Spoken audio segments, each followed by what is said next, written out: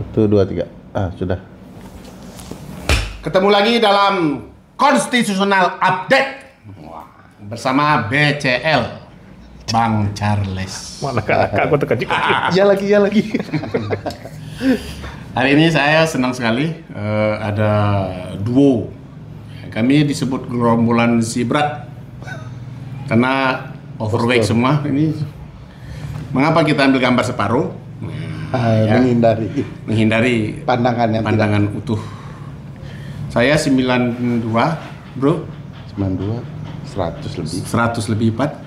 85. Udah culture ya.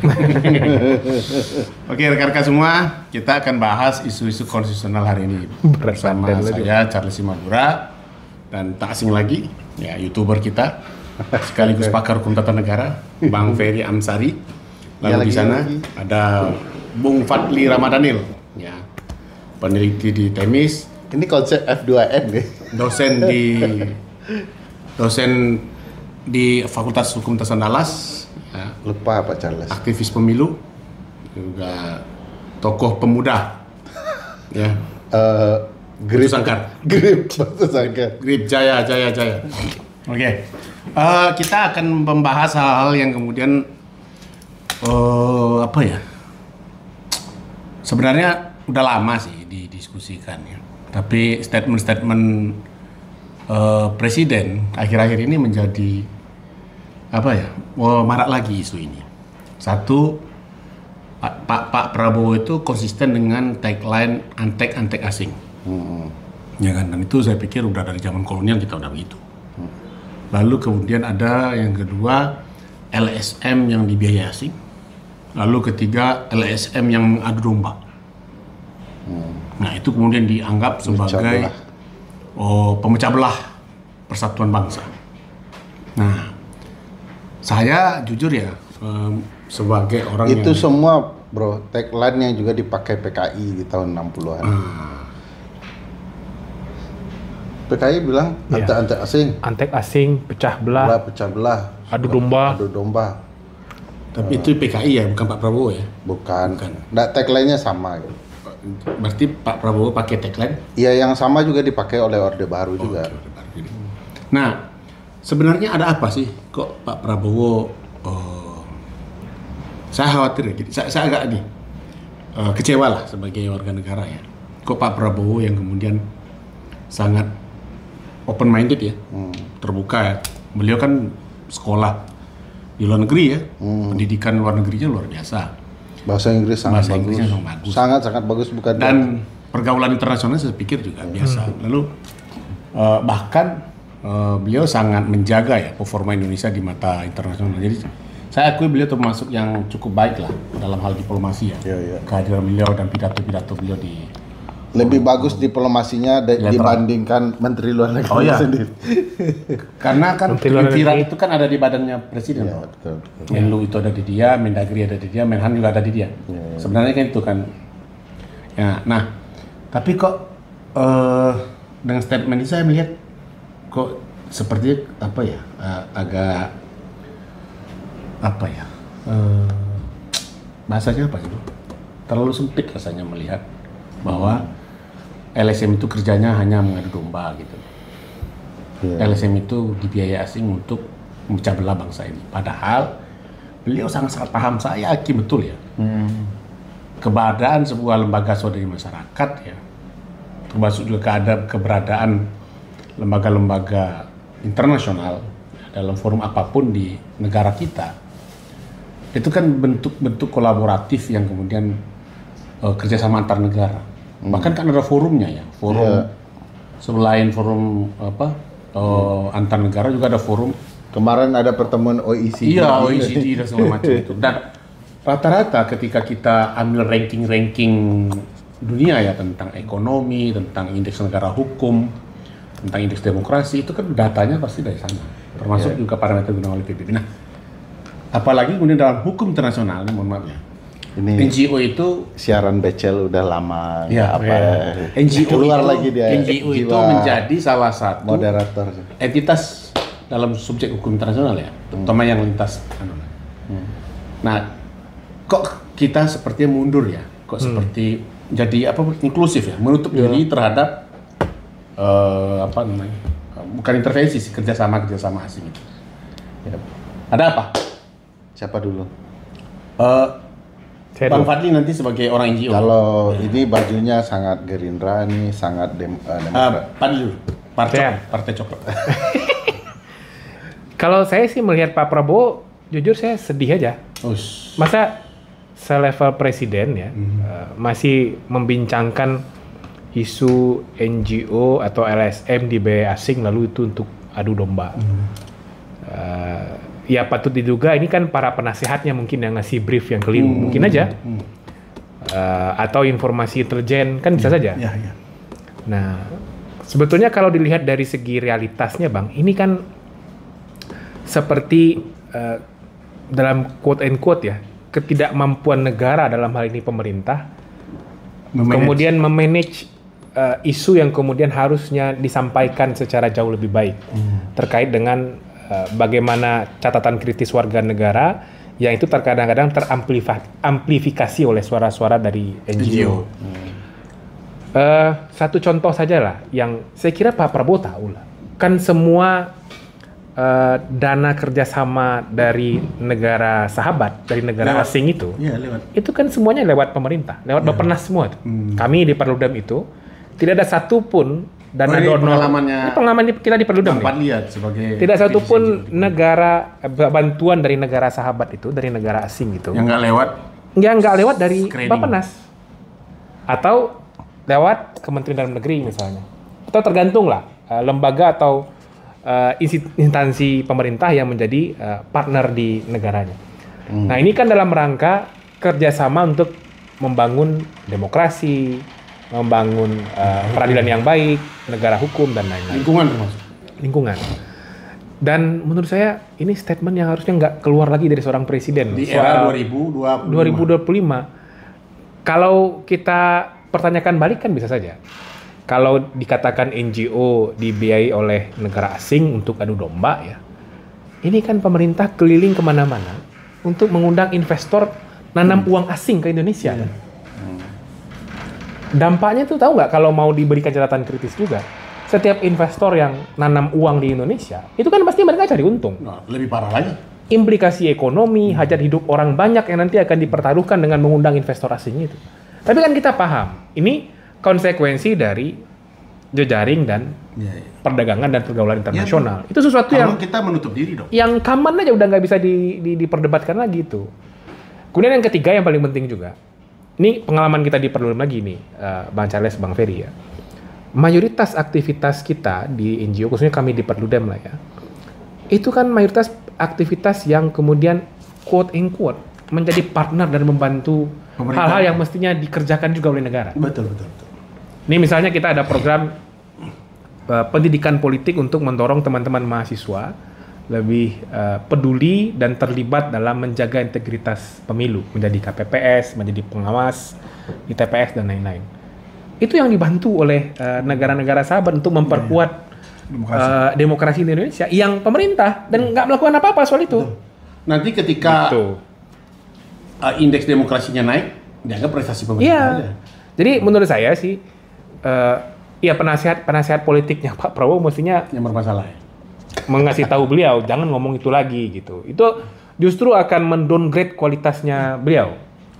Apalagi itu disampaikan di pidato di Hari Pancasila kan. Oke. Gitu. Nah bro, saya mau respon itu. Ini saya nanya juga. Saya kan hostnya. Oh iya. Jadi dulu itu kan ada tagline yang juga dibuat oleh Pak Prabowo ya terkait dengan antek-antek asing ini. Bro tadi bilang ini tagline masa lalu yang kemudian sebenarnya lebih ke untuk membungkam pesan killing the messenger, bunuh pembawa pesan. Nah, teman-teman NGO ini kan pembawa pesan tentang HAM, tentang lingkungan. Nah, menurut bro masih relevan? Apakah memang itu yang dimaksudkan oleh Pak Prabowo untuk mendowngrade peran-peran itu sehingga kemudian kita nggak diskusi substansinya? Iya. Ya, pertama perlu direspon di soal-soal kemana arah tagline ini kan. Tapi kalau mau diceritakan yang terbayang dengan saya Pak Charles, jangan-jangan penasehat BCL dong. Iya BCL, jangan-jangan penasehat Pak Presiden ini, Bang BCL, adalah orang-orang partai tua semua ini.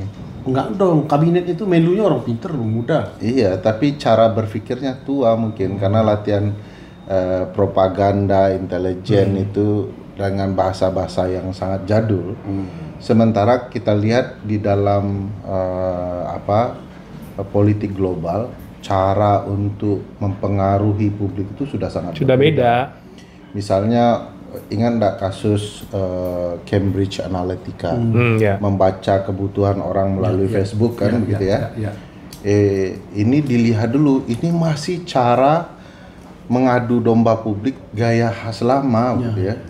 Dari diksi yang digunakan. Diksi yang digunakan, antek-antek asing itu kan bahkan di awal-awal kemerdekaan tuh Bung Besar itu kan menghajar negara-negara tetangga, bahkan para anti revolusioner itu dengan antek-antek asing yang itu memang ada antek-antek asingnya waktu itu kan. Karena waktu itu kan kita masih lagi level pertarungannya beda. Level pertarungannya beda. Karena memang intervensinya memang terbukti memang mengganggu kedaulatan. Ada antek-antek asing yang bergerak kan. Misalnya waktu itu bahkan bicara Malaysia kan, yang Malaysia itu kan Malaysia dianggap sebagai antek-antek barat kan. Negara bonekanya Inggris. Negara bonekanya Inggris. Di era zaman bergejolak, zaman bergolak kan istilahnya, itu juga digunakan oleh PKI kepada musuh-musuh PKI. Karena pengaruh diksi Bung Besar kan banyak mempengaruhi. Itu saling tuding antek-antek asing, PKI nuding si antek asing A menuduh PKI antek asing dan segala macam, karena masing-masing punya jejaring globalnya sendiri kan. Nah, saya potong di situ. Ini politik kambing hitam nggak sih sebenarnya? Iya, kayak mencari-cari kesalahan. Kita nggak mampu menjawab kampanye substantifnya. Tuduh aja orang tuduh aja. Yang dibutuhkan orang yang disalahkan aja. Itu juga yang dipakai di era Orde Baru untuk mendowngrade para aktivis. Antek asing bekerja dengan asing dan segala macam kan. Jadi ini gaya lama. Pertanyaannya tentu tadi yang disinggung Fadli, Pak Charles juga singgung tadi. Ini penasihatnya gimana gitu ya? Udah telat begini gitu ya. Saya lihat komposisinya tuh orang-orang rata-rata orang sebagian besar ya orang yang pernah bergaul di level internasional, apakah pendidikan ya. Maksudnya abang Pak Charles, Pak abangnya BCL, Bang Philip Permonte. Jangan sebut itu jauh. Enggak, beliau kan punya apa? Saya yakin ini bukan Philip Vermonte yang berinisial. Jangan sebut nama itu. Kan bukan tanggung jawab. PJV. Karena kalau beliau kan sangat pintar ya dalam pergaulan dunia internasional ya. Cuma saya tidak yakin beliau membisikkan langsung ke telinganya Pak Prabowo. Ya maksudku beliau membisikkan ke telinga si Anu ini nyari lagi. Sampainya ke Pak Prabowo lain. Nah kalau Pak SJW katanya. SJW. Social Justice Warrior ya. Itu yang dulu itu ya. Yang mengambak nih ya. Yang ngambok itu balik lagi. Payah. Pulang boleh ya. Mundur saya kembali lagi ya. Semakin tapi Pak Bolo, kalau Pak Bang BCL perhatikan pidato presiden Pak, itu kan diksi lama, cerita lama, euforia, semangat dengan menggunakan tagline yang jadul gitu ya. Kita harus berdiri di bawah kaki sendiri. Itu kan. Tapi yang mana yang berdiri? Tapi kerjasama dengan Macron. Tetap. Datangin Bill Gates. Tetap. BBC. Datang ke bantuan pemerintah. Anomali semua jadi. Anomali semua. Jadi kalau tung sahur. kalau kita mau balikkan tudingan itu, karena itu kan menuding masyarakat sipil ya. Yang berhimpun dalam lembaga swadaya masyarakat, lebih mirip pemerintah Indonesia sebagai antek asing daripada negara kita sendiri. Kenapa? Karena bantuan-bantuan pemerintahan itu dibantu negara asing. Misalnya Mas Dandi Laksono kemarin share ya, tidak banyak memang bantuan, tetapi dibantu semua oleh asing. Saya ingat betul itu kasusnya Kementerian Kehutanan, yang tim apa namanya itu, yang diisi kader PSI sebagian banyak itu. Itu mereka bilang nggak pakai dana pemerintah. APBN, Ya, itu pakai dana NGO mana gitu. Iya, ada ko-kreasi dengan Bappenas, open government itu, kan ada Bappenas di dalamnya. Itu disupport oleh dana Itu yang donor asing PSI juga. itu, yang ada tim apa namanya, tim yang karbon itu loh, yang ribut kemarin diisi oleh kader PSI. Iya. Lalu dengan bangganya bilang itu nggak digaji Itu oleh carbon trading APBN. itu kan. Lalu itu digaji dengan Apa dananya istilahnya ya? NGO itu, asing itu. Justru itu yang anti asing kalau mau fair ya. Value netting ya. Ya, semacam itu loh, saya nggak tahu. Karena saya nggak mau kalau udah berita itu nggak mengikuti, tapi poinnya dapat. Naik darah Pak Charles langsung.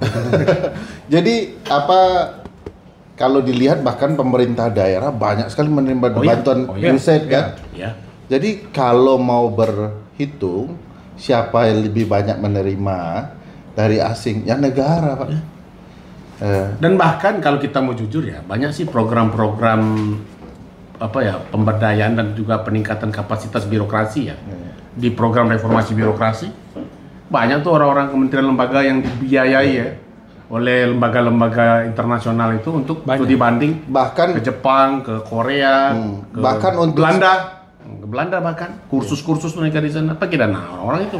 Bahkan untuk kemandirian Pak, kita masyarakat sipil kalau dibantu asing itu tidak punya beban pengembalian, sifatnya tidak utang. Nggak ada. Jadi kerjasama membangun demokrasi. Mereka butuh negara yang demokratis. Kenapa? Kalau enggak mereka akan kelimpungan juga bekerja sama dengan Indonesia. Enggak demokratis soalnya. Ada standar demokratis. Karena kan gini bro, dalam skema perjanjian negara bilateral maupun multilateral itu kan turunan banyak ya. Presiden sebagai kepala negara kan sign agreement ya. Dan itu kan turunannya banyak, misalnya kerjasama di bidang apa. Itu kan ngikut itu. Ya, apakah secara kementerian lembaga, apakah G2G ya, B2B juga, dan NGO tuh NGO juga. Iya, makanya kan forumnya banyak sekali. Jadi lucu kalau kemudian kita mengatakan itu, padahal itu bagian dari skema perjanjian internasional, kerjasama internasional. Kan istilahnya itu kan ko-kreasi ya Bang ya. Ko-kreasi dengan banyak isu lintas sektor itu. Kerjasama juga. Iya, itu sudah jadi semacam gagasan baru yang kemudian sudah banyak sekali digagas oleh praktik dunia internasional. Gitu. Di dalamnya ada NGO, ada kampus, ada pemerintah, sehingga setiap gagasan dan ide untuk perbaikan demokrasi, perbaikan negara hukum itu bisa lebih cepat proses berjalannya. Gitu. Ya, apalagi kan kalau kita lihat ya beban dengan bantuan asing itu ada di negara. Hutang lah bentuknya ya. Sehingga negara itu akan mudah dikendalikan pemberi hutang kan. Anda kalau mau kami tidak tagih, Anda buat konsep begini. Sementara di masyarakat sipil konsepnya kerjasama. Yang kami ingin bangun adalah tata kelola pemerintahan yang baik. Saya punya pengalaman dulu ya, misalnya kita ada kerjasama pelayanan publik, monitoring pelayanan publik, itu kerjasama sama KOIKA, Korea, sama Kementerian Lembaga, Kementerian Dalam Negeri, Pak RB. Kita diajak nggak program kerjasama? Yang span lapor itu. Pak lapor Pak itu. Ya berarti kami nggak diajak ya. Itu kan. Nah itu contohnya misalnya kan. Makanya kan bagi saya sih blunder juga ya statement itu, dan sudahlah. Nah saya punya teori begini bro. Kalau ibaratnya kita di dalam sebuah keluarga ya. Kalau kita lagi konflik di dalam rumah tangga, berunding kita di rumah ya. Masuk asing itu mudah nggak sih? Orang untuk datang mengganggu. Enggak lah. Kalau kita lagi konflik. Kalau konflik ya. Kalau kita kompak. Kalau kita rentan sebagai sebuah bangsa, asing itu akan mudah masuk kan untuk mengadu domba. Logikanya kan sederhana seperti itu. Tapi justru kalau kita kompak, sekuat apapun asing itu kan, dia kan nggak masalah. Makanya kan ini kan seolah-olah nih Pak Prabowo nggak mau kompak nih sama masyarakatnya. Nah ya maksudnya gini lah, sederhana aja. Apa sih bantuan asing sudah menghasilkan adu domba di Republik ini? Coba sebut agak satu deh. Agak satu aja ya. Nah, itu khas Minang tuh. Agak satu sebut, jangan dua. Yang menarik kemarin. Apa support asing yang sudah menghasilkan perang saudara di Republik ini? Nggak ada. Saya kasih contoh satu aja tadi. Ketika Prancis mau bantu proyek nikel ke negara dengan Pak Prabowo Di demo. di demo oleh publik karena publik merasa dirugikan kok negara berurusan dengan negara asing hanya untuk keuntungan negara dan merugikan publik. Dan Jadi yang orang aja. jadi yang membuat keributan itu negara sebenarnya hanya karena bisnis mereka kan. Dan mereka sebagian juga menyatakan di isu lingkungan lah misalnya. Ya. Bagaimana tata kelola sawit yang lebih ramah lingkungan, lebih ramah HAM semuanya. Itu kan semua kan kampanye-kampanye dan memang ya kita harus akui juga bahwa dalam perspektif tertentu kita kan semuanya masih rendah, Pak. IPK kita rendah, korupsi kan, indeks demokrasi kita fragile katanya, demokrasi yang cacat ya. Lalu negara hukum juga rendah kita indeksnya itu kan. Ya, literasi kita rendah. Nah, sehingga kan dalam studi komparatif, asik. Kayak kan, perbandingan skripsi gitu. mahasiswa tadi ya. Nah, kerjasama itu kan menjadi penting kolaborasi. Tinggal kita menempatkan diri lagi kan. Apakah memang hanya dalam tanda petik ya, dan untuk mata juga bahwa ada agenda mungkin untuk kampanye-kampanye isu tertentu, ya kan. Tapi kan kita juga rata-rata juga kan mereka juga nggak terlalu memaksakan juga kan. Dan kita merdeka kok untuk menyatakan iya atau enggak kerjasama dengan lembaga-lembaga tersebut. Dan pemerintah pun berperan kan. Makanya sekarang kan prosesnya kan di kementerian semua begitu. Atau kita bayangkan kita tutup semua bantuan itu gimana? Kira-kira. Iya, yang perlu Pak Prabowo pahami sifat bantuan dari luar negeri itu kan human to human ya. Karena perasaan kemanusiaan menolong manusia lainnya. People help people ya. Orang menolong orang lain gitu ya. Nah, kalau sekarang coba bayangkan teman-teman di Gaza itu ditolong oleh negara-negara asing itu, masa mereka disebut ante-ante asing? Ya, pemulihan Aceh kan tuh bantuan asing semua. Pasca tsunami 2004 ya. 2004 atau 2006. Nah, itu kan 2004. bantuan. Saya khawatir gini loh, pemerintah itu kalau bantuan itu kemudian diberikan kepada lembaga yang agak kritik pro mereka pemerintah, bagus. Nggak apa-apa. Tapi yang kemudian agak kontra dengan kebijakan pemerintah di isu lingkungan, misalnya, itu ada domba. Jangan sampai seperti itu. Karena gini, bro, konsep yang hendak diperjuangkan negara melalui bisnis itu bertabrakan dengan perjuangan masyarakat yang disupport oleh LSM. Misal saya contoh, kerjasama dengan Prancis Macron itu kan kayak berkaitan dengan bisnis nih kan. Macron. Nanti kita panggil Yusra ya. Emmanuel Macron. Ya. Istrinya yang nampar dia itu. Iya, sama Migrauk ya dia. dugaan bahwa istrinya laki-laki misalnya. Ya ada isunya di Prancis itu ya, namanya netizen lah ya. Itu kan isu yang tidak perlu kita bahas. Nah, ini kan kendala yang dihadapi Pak Prabowo. Pak Prabowo berbisnis dengan negara asing, ya. Ternyata bisnis itu merusak lingkungan, melanggar hak asasi manusia. Siapa membela lingkungan dan manusia yang ada di ladang bisnis negara dengan negara itu? Ya LSM. Jadi sekarang Pak Prabowo menyerang LSM untuk kepentingan mendukung bisnisnya dengan negara asing yang kotor. Nah, yang bermasalah itu. Padahal kita ketahui lah bisnis cara-cara begini sebenarnya kita tahu ujungnya adalah bicara kepentingan bisnis antar negara termasuk pemerintah Indonesia. Jadi supaya bisnis dengan negara asingnya lancar ya, kayak Rempang ya, kayak dengan Macron ya. Jadi saya lihat gini juga, Bro. Kita kan nggak boleh terlalu suzon ya ke negara lain lah. Oh iya. Sama lah ketika Indonesia membantu negara lain kan. Iya. Kayak kita bantu Gaza lah.